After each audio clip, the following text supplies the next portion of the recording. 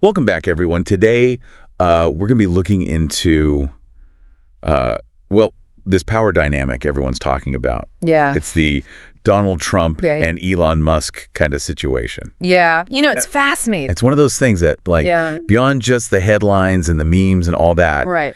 this could actually impact stuff. For sure. Like government efficiency and tech policy. Yes, space exploration. Even your internet's not off the table. Absolutely. Okay, cool. So we can really unpack this. So let's get right to it. Yeah. How did this unlikely friendship even form in the first place? Yeah. How much influence does Musk actually have? Right. And who benefits from this whole thing? That's what we're here to figure out. Yeah. And hey, while we're at it, if you're enjoying these dives into current events, make sure you hit that subscribe button. That's right. So you don't miss out on future ones. Definitely. Okay, let's start with the elephant in the room. Let's do it. This pairing is kind of unexpected. Yeah, unexpected to say the least. They haven't always seen eye to eye.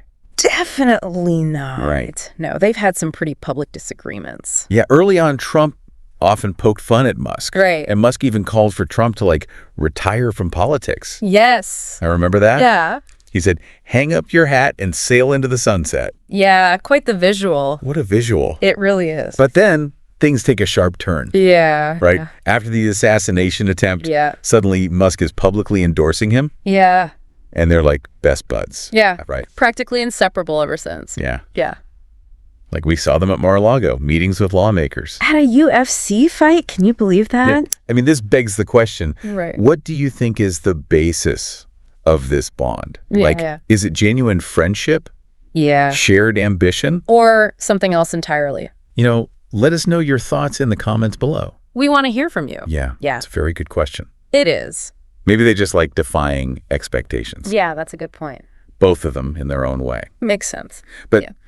Let's talk about Musk's influence here. Okay. Right? Yeah. Is this a bromance? Right. Or does he actually have Trump's ear? Yeah, that's the big question, right? Is this a real power move? Yeah, we've seen evidence of both successes and failures when it comes to Musk's influence. Like what? So, for example, he successfully championed Brendan Carr to become the FCC chair. Okay. Which could have big implications for Starlink. Okay, now hold on. Yeah. For those who maybe aren't super familiar with all the ins and outs of the FCC, can you break that down? Yeah, so the FCC, the Federal Communications Commission, they're responsible for regulating internet services in the U.S., including satellite internet like Starlink. Okay, so that's a pretty important position then. Extremely. And both Carr and Musk have been very vocal critics of how the Biden administration has been handling these broadband subsidies. Right. Specifically, the focus on fiber optic cables over satellite internet. So having a friendly face in that chair would be good for Musk. Could be very beneficial for his business interests. Yeah. So it's not a guaranteed win every time. Right. Exactly. Like he also lobbied for Rick Scott as Senate Majority Leader. He did. Yeah. And Howard Lutnick for Treasury Secretary. Yeah. But those didn't pan out.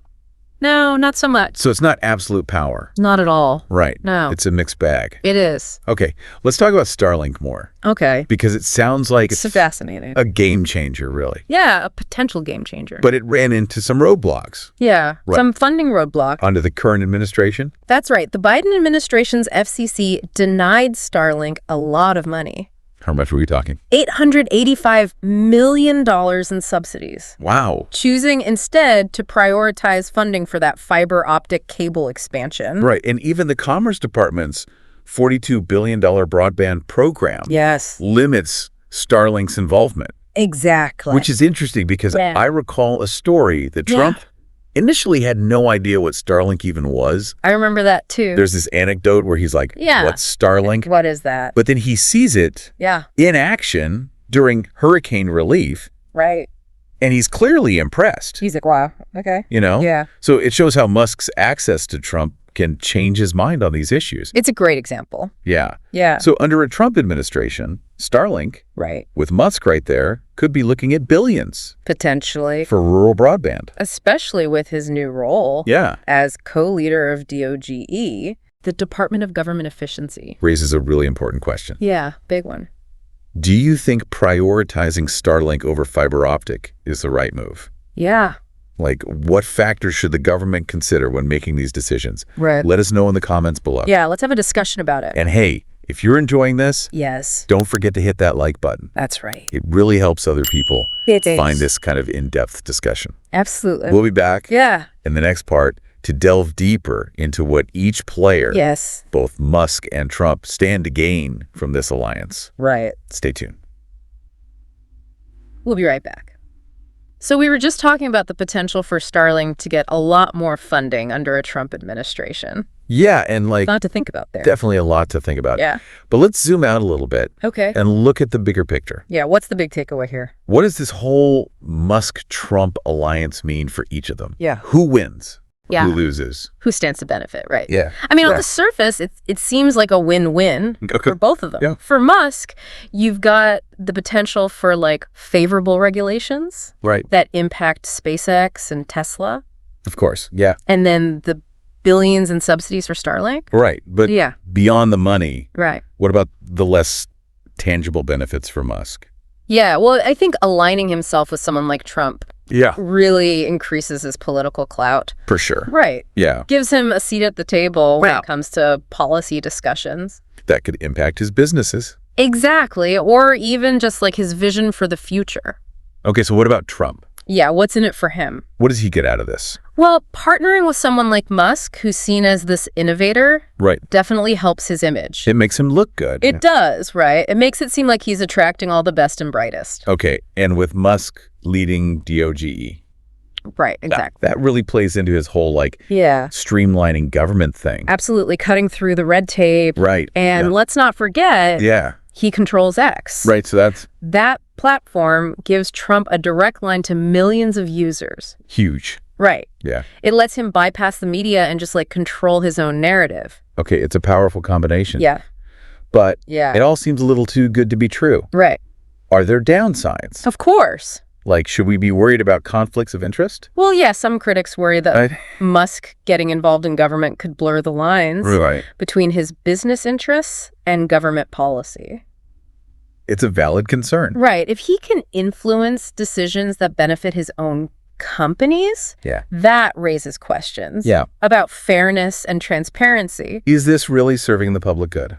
Right. Is it just personal gain? Right. It's a debate that'll probably keep going. As this relationship evolves. Exactly. And it's an important debate to have. It forces us to think about the influence of wealth and technology on our political system. It's like this real-life case study. It is, on how power is shifting. Right in front of us. This one relationship opens up so many questions. It does. About the future of politics, tech. And just power itself. Okay, we've covered a lot. We have. What do you all think? Yeah, weigh in. Positive or negative? Let us know in the comments. What are your concerns? Yeah, what excites you about this? And if you're finding this insightful, hit that like button. It really helps others discover this. We'll be back in the next part to consider the broader implications and what it might tell us about the future of power. In a tech-driven world.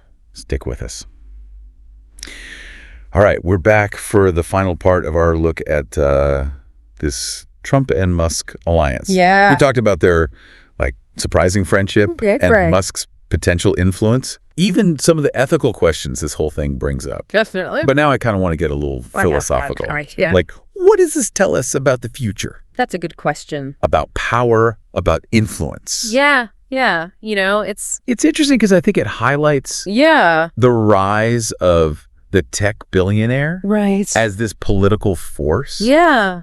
We've kind of been seeing it for a while now, but this feels like a whole other level. It feels like science fiction, almost. It really does. Like, you've got these tech moguls working with politicians, shaping policies that impact millions, billions of people. Yeah. I mean, it makes you wonder, is this the new normal? Right. Are we headed towards a future where billionaires have more sway over governments than ever before? Like, are we going to see traditional power structures just kind of fade away? Right. Yeah. That's a lot to think about. It is. And then you think about Musk specifically. Yeah. And his reach is incredible. I mean, space, electric vehicles, AI, social media. And now government efficiency. Right. And he's got the wealth to kind of do whatever he wants. To challenge the status quo. Exactly. And push for his vision. Regardless of the rules. Which, you know, it can be exciting. It is exciting.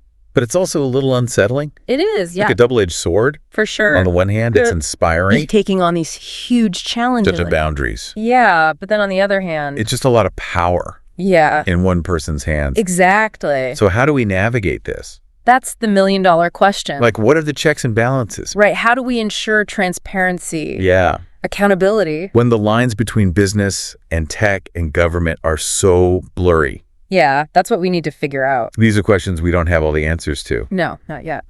But by talking about it, understanding the risks and the benefits, right, we can hopefully navigate it better. Be more thoughtful about it. That's what we've tried to do today. Absolutely. Laid out the facts, looked at it from different sides. Yep. Given you some things to think about. Some food for thought. So as we wrap up, here's a final question. Okay. Is this Musk-Trump thing just a glimpse into the future? Yeah. A future where tech and politics are totally intertwined. Right, where these titans are shaping the world in ways we don't even understand yet. Let us know what you think in the comments. Yeah, we'd love to hear from you.